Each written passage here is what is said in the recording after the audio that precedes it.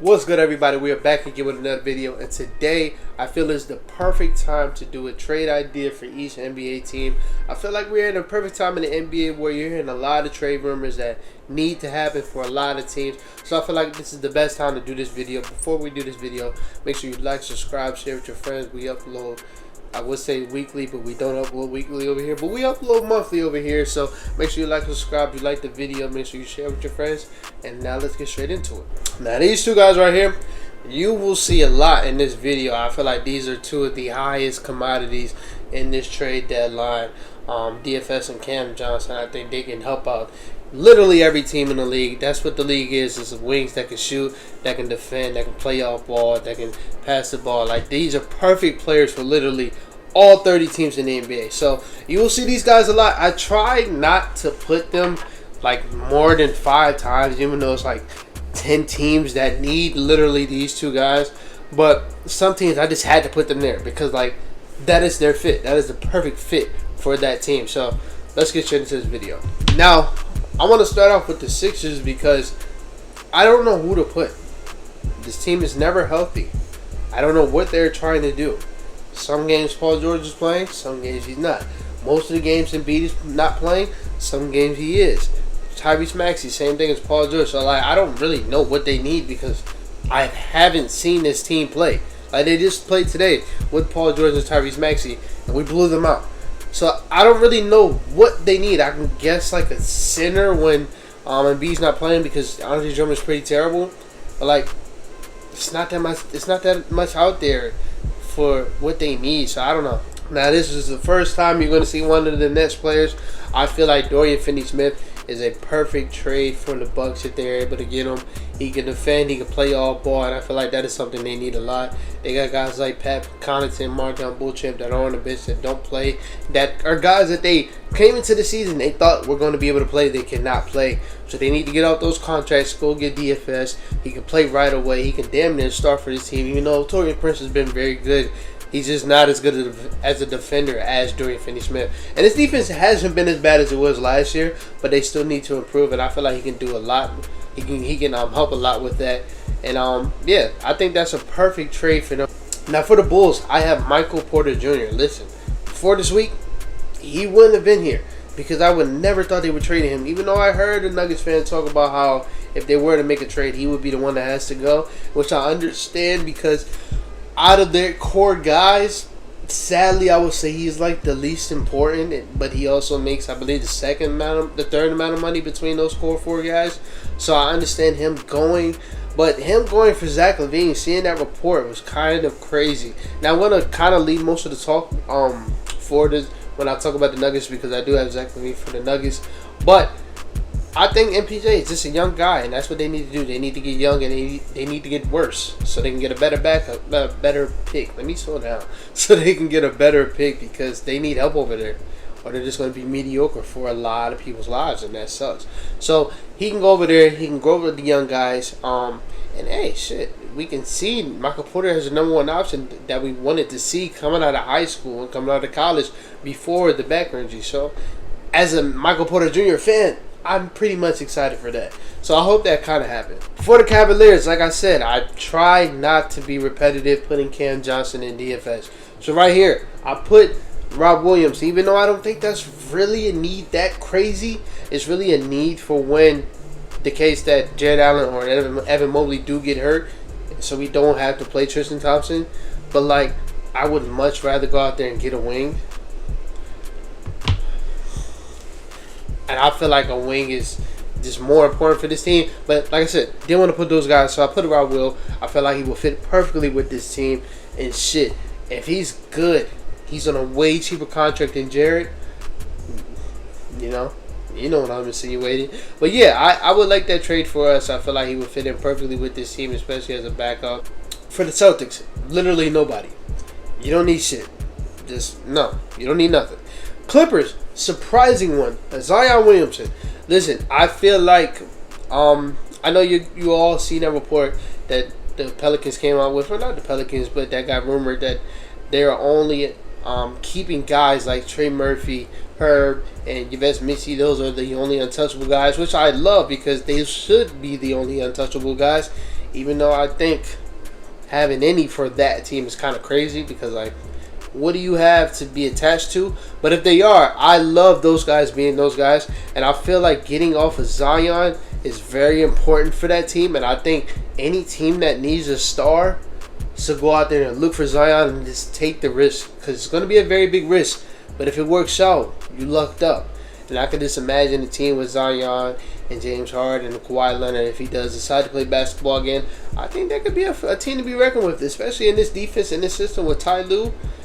I think they will have nothing to lose. Now, as you can see, I really didn't have nothing for the Clippers. And I'm going to be honest, I don't watch the Clippers a lot. But still, I think Zion would be a very good fit with this team. And I think that's something that a lot of teams should look at and see the availability of Zion.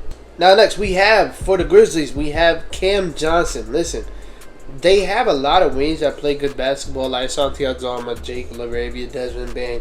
But if you have a chance to improve and get a better player, you do it. So those guys, except for Desmond Bain, can get out of there. For Cam Johnson, who's having a career year, having a very good year. His shot creation has got better. His playmaking has got better. His defense got back to what it was when he was with the Suns. Like, he looks very good, and he's always going to be one of the best shooters in the world. So I think, like, the reason why he's going to have such a high market, because he's just been playing crazy, and I give a lot of that credit to Jordi Fernandez. I love what he's doing over there in the Nets. So, yeah, I would go out there and get Cam Johnson if I was the Grizzlies, and I think they need to do that just to get greedy, because as we can see, they're still a very good team that can just find a random player and make him into a good NBA role player.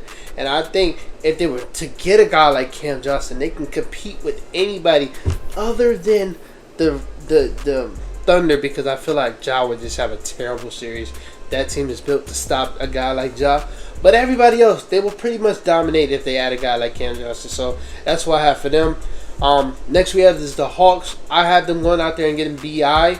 Listen, I love this Hawks team. I'm an honorary Hawks fan, but, like, they're fun to watch. So when I'm watching them, I see that they just need a little bit more for a lot of people to take them serious, and I think that's just another shot creator. I like what Jalen Johnson's doing. Just not a good enough shot creator, but he's a very good player. I love what DeAndre Hunter has done this season. Still not a very good shot creator, but has become a better shooter. Some of the shots that he has taken off ball have been very good. But I think they need a legit shot creator next to Trey, because as you can see in some of these close games, it's just Trey. You live and die by Trey. Which, hey, you might want to do that, but not. As you can see by that Hawks versus Spurs game, he needs help when it comes to those moments, and I feel like BI is just a perfect guy for that. He can also play all ball, so you're not going to really be taken away from Jalen Johnson or DeAndre Hunter. And I feel like that's just a perfect fit for him, and hopefully he will sign there, because I feel like that's the kind of core that he needs to play around. Next, for the Heat, we got Bradley Beal. Now, this is, of course, going off the rumors of the Bradley Beal for Jimmy Butler trade that have been going around for the last 2 weeks. And like I said, for the other trade, I will talk about this a lot more when I get to the Suns, because I have Jimmy Butler for the Suns. But I don't know. I just put Bradley Beal. I'm not going to lie. Next, for the Hornets, same thing I said for the Clippers.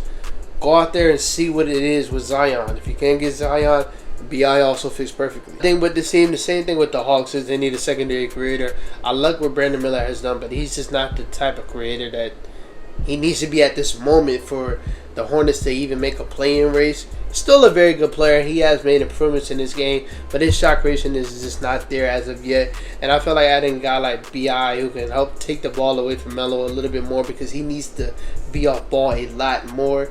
I think that will help out the team in general.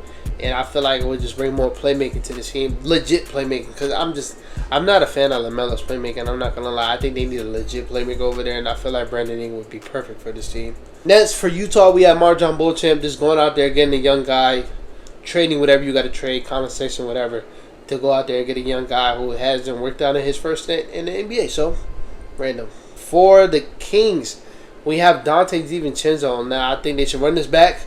He played there, I believe, 2 or 3 years ago. But he has been trash this year. I'm not going to lie. He's been trash. And it's crazy to watch him go on the Warriors, be decent, be okay. In the second half of the season, I think he was pretty good. And then last year, I don't want to say he had an all-star season, but, like, he was one of the best role players in the league. and this to fall off like this is crazy. Now watching him, I don't think he wants to be there at all. So that's one thing. But still, like, I think adding him to the Sacramento Kings team, they're always going to need defense. And it's the weirdest shit because I feel like Mike Brown is a defensive coach. They're always going to need defense. This team is weird. And I hope De'Aaron gets out of there. But I don't think he's getting out of there this year, so I didn't put him on this list.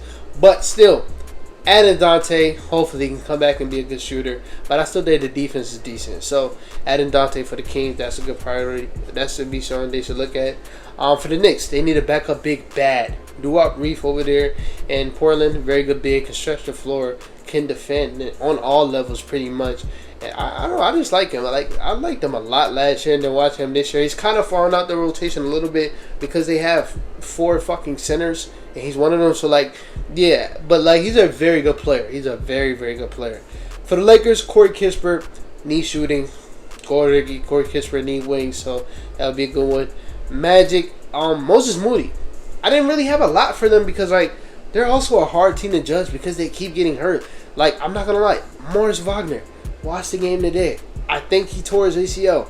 I want to knock on wood because I just don't want that to happen because I feel like that's a very good player. He means a lot to that team. He means a lot to that city.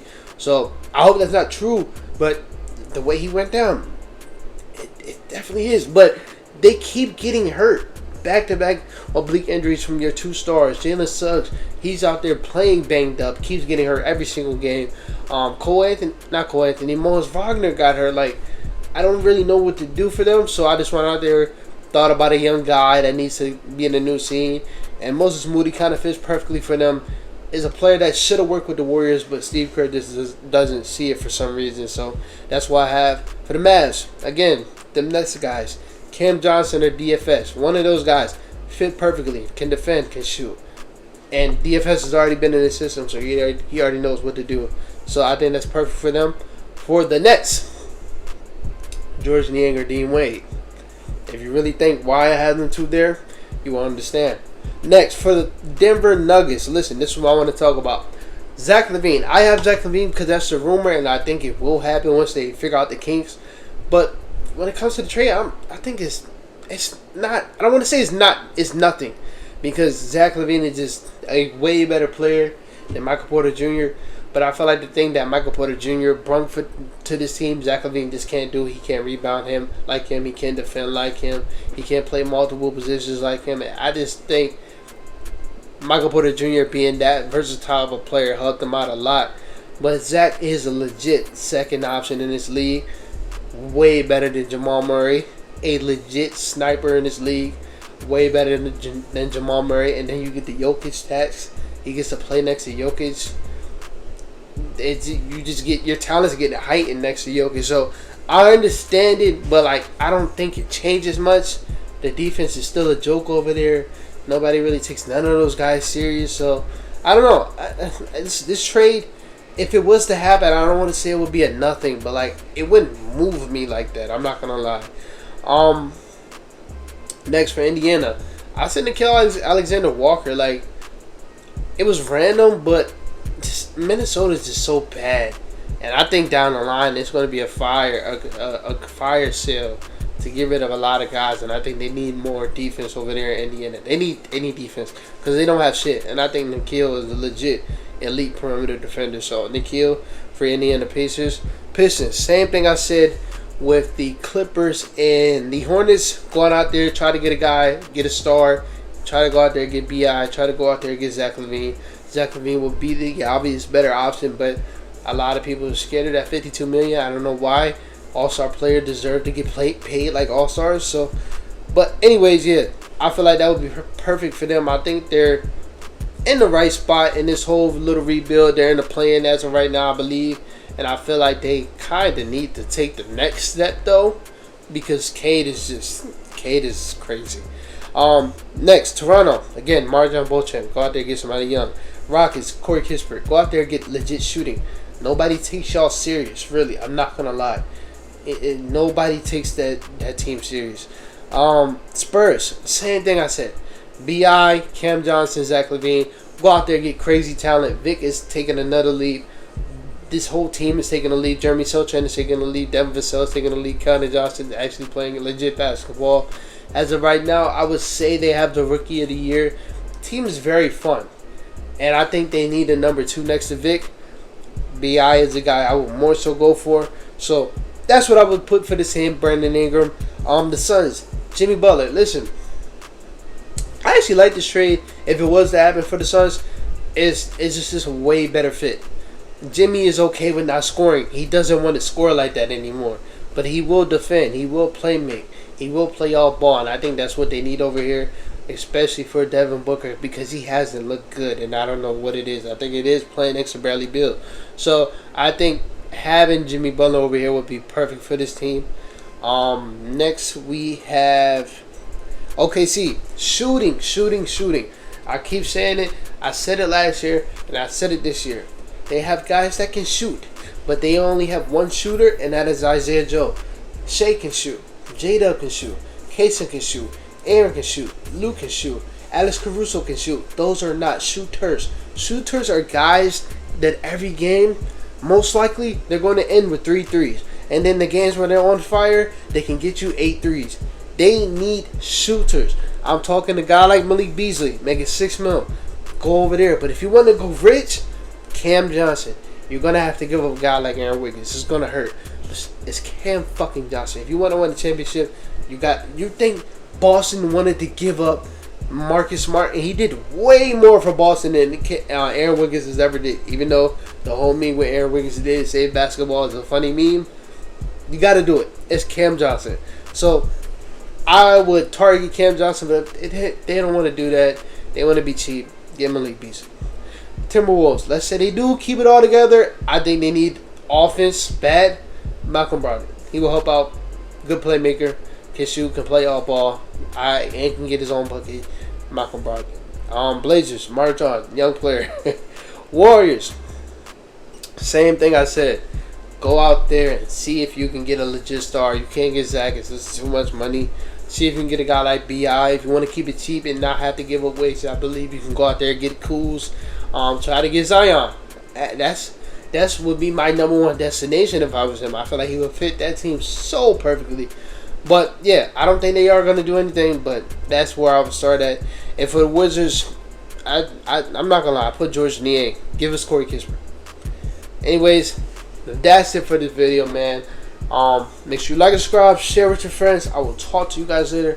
Peace out.